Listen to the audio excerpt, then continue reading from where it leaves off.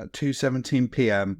on the 3rd of April 2010, 37-year-old John Maden called his sister and asked whether her daughter, his niece, 12-year-old Tia Rigg, could go to his home in Dalmain Close in Manchester in the UK to babysit his 10-year-old daughter. This was a trap. Maden had, for the last year, descended into a world of online depravity revolving around paedophilia, rape and torture.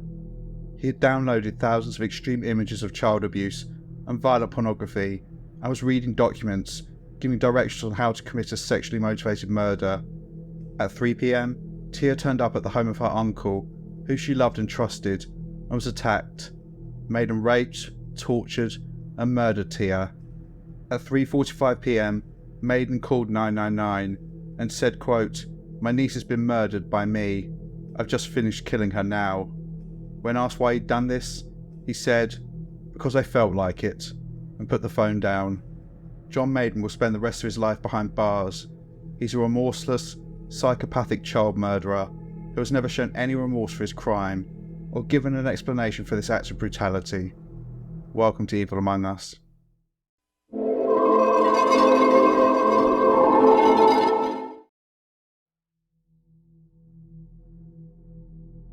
Tia Simone Rigg was born on the 4th of January 1998 in the city of Manchester in the northwest of England. She was the daughter of Lynn and Lee Rigg. Tia didn't have an easy start in life. She was brought up in a chaotic and abusive household, living with her mother and grandparents in a small house in the Cheetham Hill area of the city. Lynn, her mother, had significant difficulties.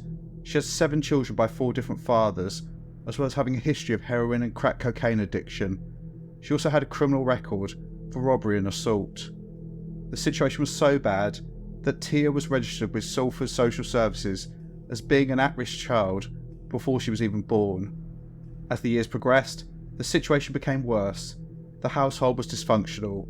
Lynn would frequently leave the children on their own, and when she was there, would be too under the influence of drugs to take care of them.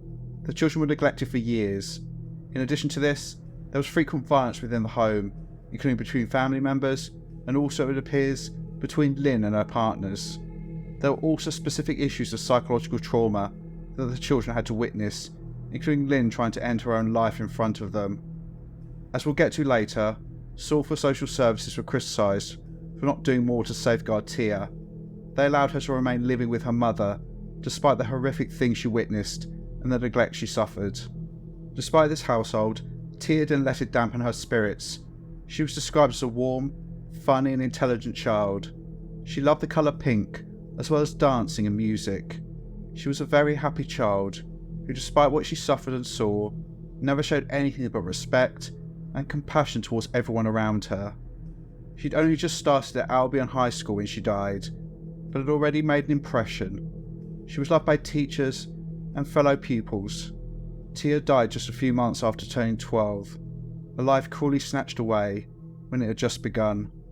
Unfortunately, despite clear evidence of concerns in the family home, the real danger was in the form of another family member who lived just 100 metres away, her uncle, Lynn's brother, John Maden, a man who was, behind closed doors, obsessed with violent pornography, including the rape, torture and murder of children, and he was planning to turn these sickening fantasies into reality.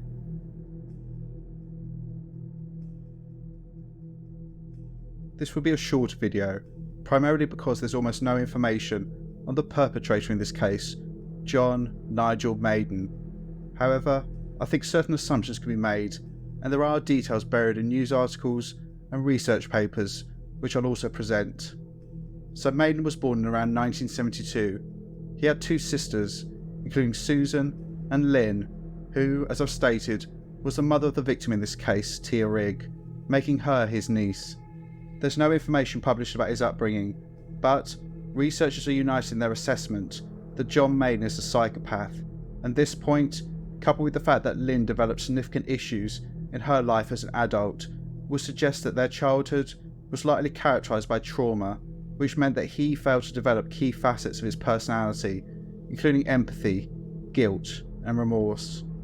In court, it was revealed that Maden did have a criminal record, but this was when he was a youth, and included convictions for burglary and threatening behaviour, and not sexual offences. On paper, it seemed that Maden had lived a law-abiding life for over 20 years prior to murdering Tia in 2010. He seemed, outwardly, to those who knew him, entirely normal, inoffensive, and the last person who would commit such a horrific act of evil. However, this clearly wasn't the case, and there are indicators of this man's danger, including incidents which didn't result in police action. Specifically, in around 2009, Maden's marriage ended, and his former wife later reported this was partly due to his behaviour in the home. He would be prone to explosive acts of violence, mainly directed towards objects in the house, but there were instances where he would assault his wife. On one occasion, he strangled her. His former wife also reported that Maden appeared to have a fixation with weapons, and that she once found all the sharp knives in the home laid out on the worktop, clearly an attempt to frighten and intimidate her. The marriage resulted in the birth of one child, a daughter, who was born around the year 2000. 2009 was also the year that Maden lost his job, so his life was falling apart.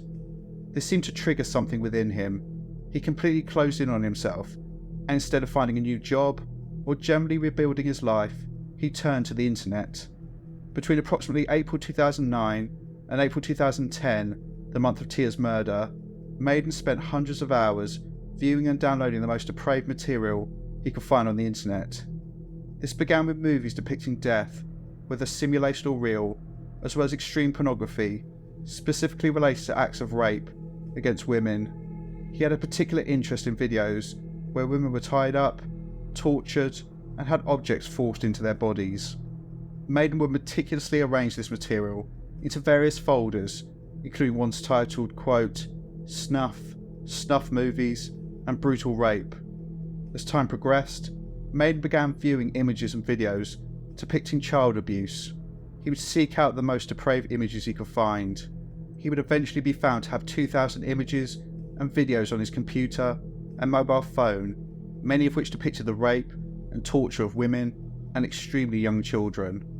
He had a particular fixation with movies where children were screaming in pain or terror. No doubt Maden would masturbate to all this material, which he would return to again and again and again. In around July 2009, 9 months before Tia's murder, it was clear that Maden was fantasizing about taking what he saw into the real world, combining his homicidal urges with his sexual attraction to children. He began downloading manuals which outlined instructions on how to kill people. These include documents which were essentially a how-to guide on how to torture and kill children.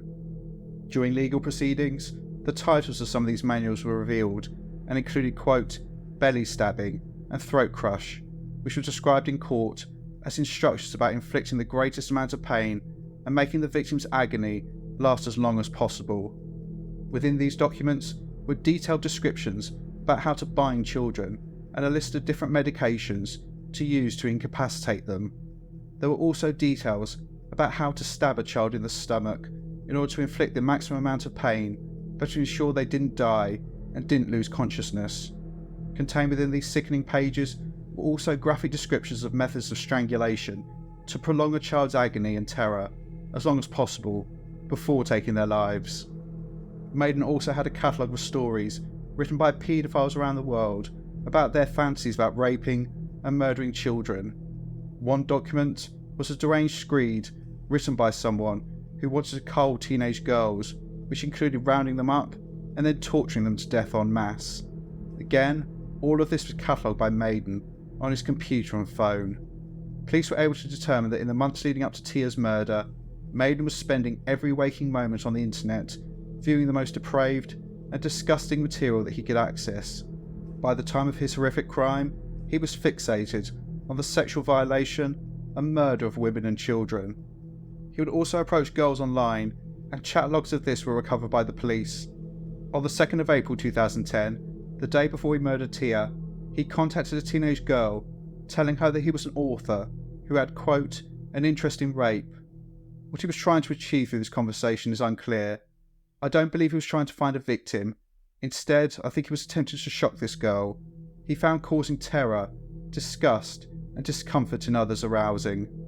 It's reported that John Maden and Tia Rigg had a close relationship. She loved her uncle and would often walk the short distance of just 100 metres between their two houses. We'll never know how long he'd been fantasising about torturing and murdering his niece, but this was likely something he'd been thinking about for months or potentially years. However, he finally decided to put his horrific plan into action on Saturday the 3rd of April 2010. The day before, his 10-year-old daughter was spending time with him, and Tia was invited over to play. In the late afternoon, she left, giving her uncle and cousin a kiss and a cuddle. Little did she know that the next time she would walk into the house, she would not leave alive, and that as soon as she left, her uncle would begin planning her torture and murder, and would carry this out less than 24 hours later.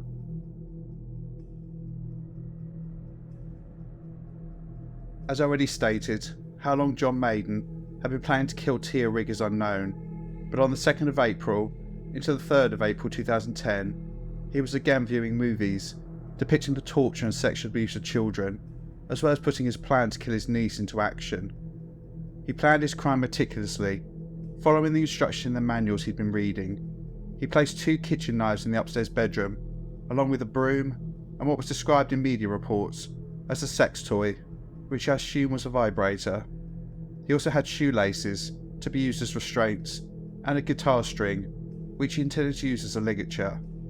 It appears that John Maden suffered from schizophrenia. However, this was not found to be linked to his decision making, and he crushed up some of his medication which had been prescribed to him by the doctor. This was olanzapine, an antipsychotic medication which has a sedative effect. By the afternoon of Saturday the 3rd of April 2010, he was ready. At 2:17 p.m, Maden called Lynn Rigg, Tia's mother, and asked whether his niece would come round to babysit his 10-year-old daughter. Maden's daughter was not at the property. She was with her mother. He'd made sure she was out of the way, knowing what he was about to do.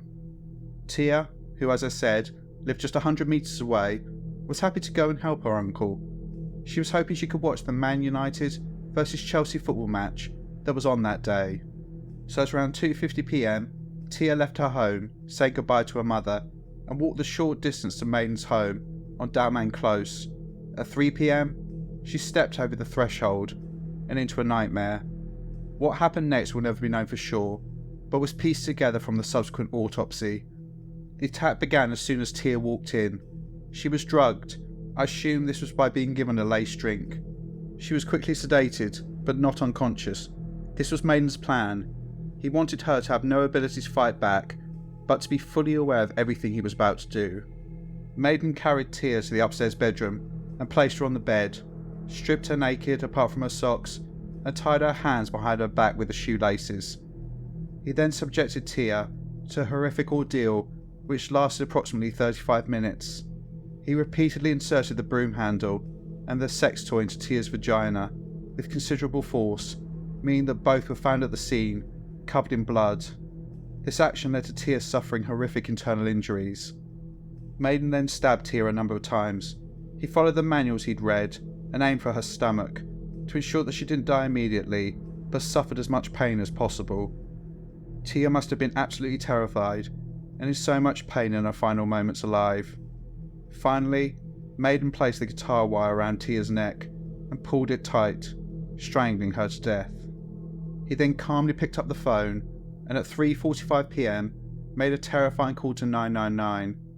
The audio has never been released, but a transcript has, which I'll read out. This conversation alternates between Maden speaking, followed by the operator. Quote, "Hi, I would like to report a murder." Maden is then asked where this happened, gives his name and address. Then the operator asks, "Well, what's happened there?" "My niece has been murdered by me." "When has this happened?" "I've just finished killing her now." "Why have you done that?" "Because I felt like it." Maden then gave Tia's name and wrongly reported her age as 11 before the call cut out. The operator called back to ask for more details. Maden says, "I'm quite sure the officers that come to the house will be able to take all the details you need." "How has it happened?" "I've used with a knife and strangulation, and that's it. Bye." Police attended within 2 minutes of this call and found Maden outside the property, and in the words of one of the officers, he was, quote, chillingly calm, and smoking a cigarette. He was also wearing his best suit, apparently preparing himself for the court appearance he knew was inevitable. He'd calmly put this on in the minutes after he'd killed Tia and before he rang the police. Maden was handcuffed and held outside, while one of the officers went upstairs in the property, and what they saw will likely never leave them. Tia was found lying face up on the bed, naked apart from her socks. Her hands were still bound behind her back. There was blood everywhere, including around her genitals and on the broom handle, sex toy and knives that Maden had used. It was clear that Tia was beyond saving, and she was pronounced dead at the scene. Maden spoke at the house before being taken away. He said to the officers that he heard voices, quote, "one good voice and one bad voice." It was apparently the bad voice which had forced him to rape and murder his niece. Clearly, Maden was setting the groundwork for a potential insanity defence. Whilst Maden seemed willing to talk at the scene, when he was in an interview, he answered no comment and refused to give any sort of explanation for his crime. Maden had made no effort to cover up his behaviour, so there was an abundance of forensic evidence at the scene linking him to the horror found at Dalmain Close. In addition, he'd confessed to his crimes in the 999 call he made, so on the 5th of April 2010, John Maden was charged with the rape and murder of his niece, Tia Rigg. He appeared at Manchester Magistrates Court the next day and was remanded into prison to await the Crown Court proceedings. John Maden initially indicated that he would plead not guilty to the charges, and his trial was scheduled to begin at Manchester Crown Court on the 3rd of October 2010. However, on this date, he decided to plead guilty to the rape and murder of Tia Rigg. The next day, the 4th of October, Maden stood before Mr. Justice Keith for sentencing. Justice Keith utterly rejected the implication that Maden was hearing voices at the time of his crime and was not fully responsible for his actions. Instead, he stated, quote, "You acquired material about how to kill children, inflicting the greatest amount of pain and making that agony last as long as possible. It is inescapable that Tia Rigg died because you decided to realise your fantasies about torturing and killing a young child. It's difficult to know how long Tia's ordeal lasted. The terror, the unimaginable pain you inflicted on her, the indignities you subjected her to while still alive. It was planned, it was premeditated, and her agony must have been prolonged. This is one of those exceptional cases in which the only just punishment requires you to be imprisoned for the rest of your life." And this is the sentence that Justice Keith passed. For the rape and murder of 12-year-old Tia Rigg, John Maden was sentenced to a whole life order, meaning that he will spend the rest of his life in prison. At the time he was sentenced, he was the 40th person to receive such a sentence, and in the 13 years since, has been joined by over 30 others who, like him, are evil, depraved, and due to their actions, have been condemned to die behind prison walls. I'm sure you will agree that John Maden fully deserves his punishment.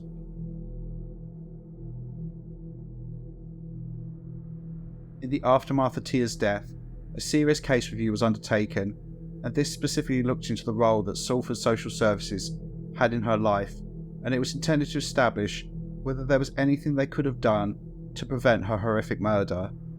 The report was scathing. It identified 7 separate situations and concerns which should have resulted in more being done to safeguard Tia and her siblings.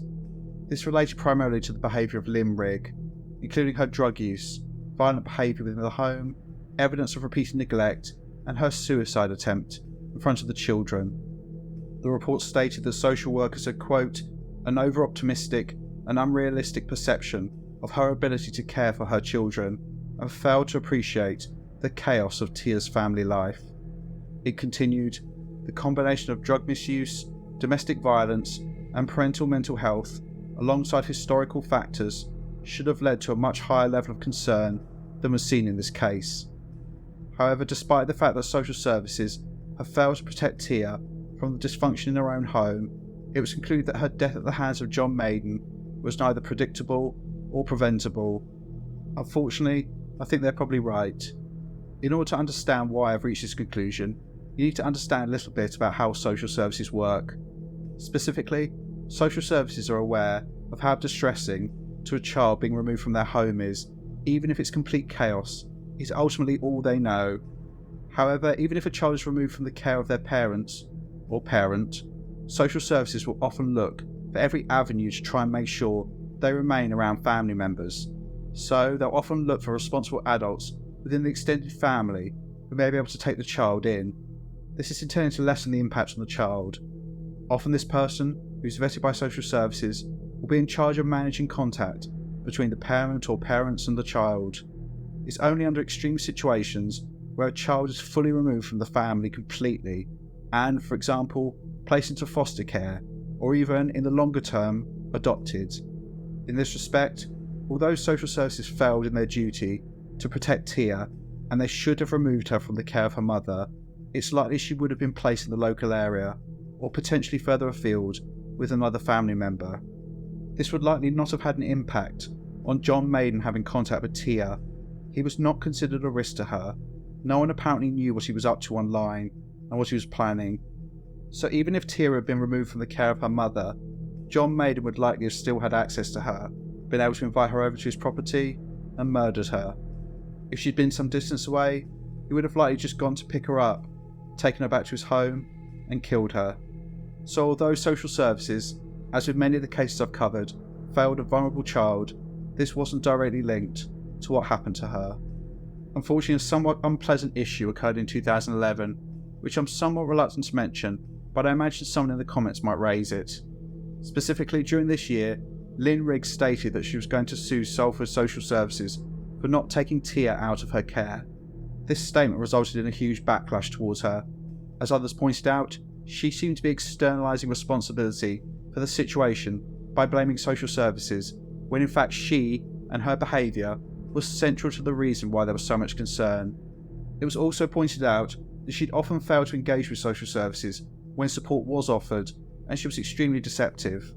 Also, it felt this was her attempt to simply profit from her daughter's murder and use this to get her next fix. I take a slightly different take. I believe that Lynn knew full well that she was the one at fault and was obviously devastated by the death of Tia. To be clear, no one, regardless of what they've done, deserves to have their daughter murdered. I think she was lashing out, trying to blame others as a coping mechanism. This was probably the only way that she could look at herself in the mirror and continue to live her life. However, even with this rationale, her comments were at best ill-timed and, at worst, a reflection of her level of selfishness and self-absorption. It doesn't appear that Lynn ever followed through with her threat to sue social services. In the 13 years since Tia's death, I sincerely hope that Lynn has come to terms with her issues and is giving her other children the attention and nurturing they deserve, and that she has learned from the terrible death of her daughter that our loved ones can be snatched away from us without warning and should never be taken for granted.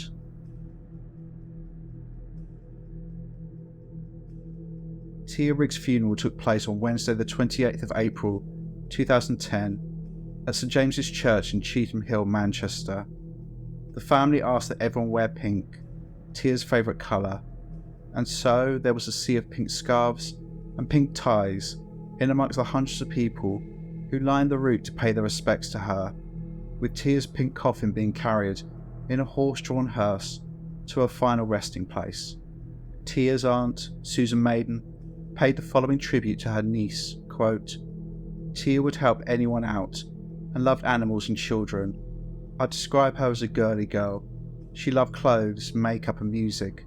She was a popular girl who liked sports.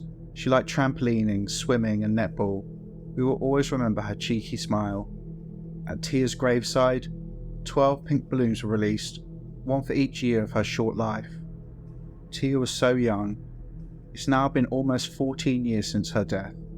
She would have only just turned 26, still a young woman, but her life was cruelly ended by a man who utterly betrayed her trust. Tia was, despite her terrible home life, funny, kind and brave. She would have done so much with her life. I hope she is at peace. Rest in paradise, Tia.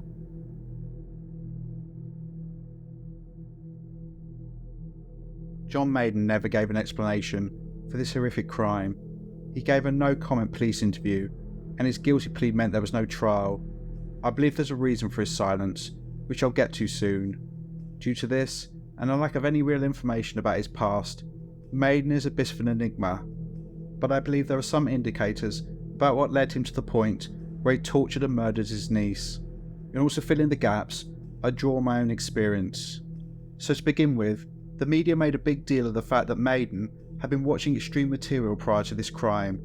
This is obviously a relevant factor, but it's reported as though he went from a normal, law-abiding citizen to a cold-blooded killer in the space of just 12 months. This is completely incorrect. Researchers agree that John Maden is a psychopath and a sexual sadist. These are not things that suddenly emerged in the year prior to this crime. These were facets of his personality. This was who he was throughout his life. With regards to him being a psychopath, I believe this is inevitably linked to his childhood. The commonality between him and his sister Lynn, Tia's mother, is their upbringing. And given that he did what he did, and she clearly had major issues, I think it could be assumed that their childhood was likely horrific. This led to both of them growing up to be extremely damaged people, her with major mental health and substance misuse issues, and him with a love of violence and no ability to feel guilt, remorse, or empathy. With regards to sexual sadism, I think this is more difficult to explain, but I do think there are indicators of him enjoying victimising others. So I think it's relevant that he was a domestic abuse perpetrator.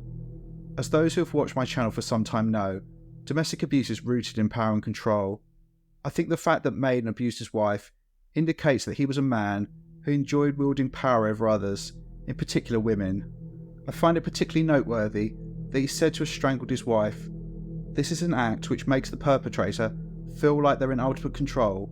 If they applied more pressure, they could end their victim's life. Literally, her life was in his hands. I think, given his subsequent behaviour, this was also an indicator of his sadistic behaviour. I imagine he enjoyed watching the terror in his wife's eyes, and this probably got him sexually aroused. The same could be said with him placing knives on the tabletop. This is a very visual act. I think the only reason he did this was so that his wife could see this, and she would feel terror. He would then get off on this reaction and feel powerful because he was the one that caused it. I don't believe his fascination with rape also just sprang out of nothing 12 months prior to this crime. As I've said in a previous video, whilst rape is a sexual act, it's underpinned by power and control, forcing yourself on someone, ignoring their screams or cries, and permanently traumatising them, and leaving them with mental scars that they'll never forget, and importantly, who inflicted them. Again, I think this could be seen as an extension of his desire to control and hurt women. He likely had fancies about dominating and abusing them in this way for years prior to killing Tia. I think that Maden was able to temper his underlying proclivities and wear his mask of sanity, although, as I come to later, I don't believe there were no indicators of the man he truly was. He was clearly able to mimic real human emotions in order to remain undetected. He potentially did this to maintain his marriage and his employment. In 2009, he was fired from his job and his marriage ended. I think at this point Maden thought, fuck it, no point in pretending anymore, and the floodgates opened. He began trawling the internet for the most depraved material, anything that showed women in distress or pain. The internet simply opened up a whole world of possibilities for him to indulge his pre-existing depraved sexual appetites and add to them. He explored every part of the internet, looking for the most horrific material he could. I think it's likely that Maden initially viewing videos of women being raped stemmed from his anger towards his wife. She had dared to leave him, and he likely enjoyed watching women being sexually violated, something he potentially wanted to do to her as punishment. I think it's inevitable that Maden already had a sexual interest in children long before he murdered Tia, but this was galvanised by what he was viewing. I think that Maden became aroused by the dominance he could wield over a child. They were easier to physically overpower, and the things he wanted to do, such as forcing objects into them, would cause even more pain and anguish to their tiny bodies than adult women. They would, in his twisted mind, be more likely to scream, cry out for their mothers, all things that aroused him. Why he targeted Tia is unclear. Inevitably, he had been fantasizing about torturing and killing her for some time. It may have been simply a question of access. We'll never know. I think that John Maden knew full well he would likely spend the rest of his life in prison, but this didn't matter. He wanted to fulfill his ultimate fantasy. He was indifferent to what happened next, as long as he got what he wanted. Tia was not his niece, she was just a thing that he felt entitled to torture and murder to fulfill his fantasy. He didn't care about her, only what she could give to him, so he meticulously planned her murder. He didn't penetrate her with his penis. This is not what got him aroused. It's not what he thought would cause as much pain as he wanted. So he forced a broom handle and a sex toy into her vagina, with such force that it caused horrific internal injuries, and he also stabbed her with a knife. No doubt he was sexually aroused during the entire crime, and likely masturbated himself to climax, revelling in Tia's agony. A lot can be drawn about a criminal's personality by looking at their post-offence behaviour. With regard to murderers, this relates to how they treat the body of their victim and their own proximity to the scene of the crime.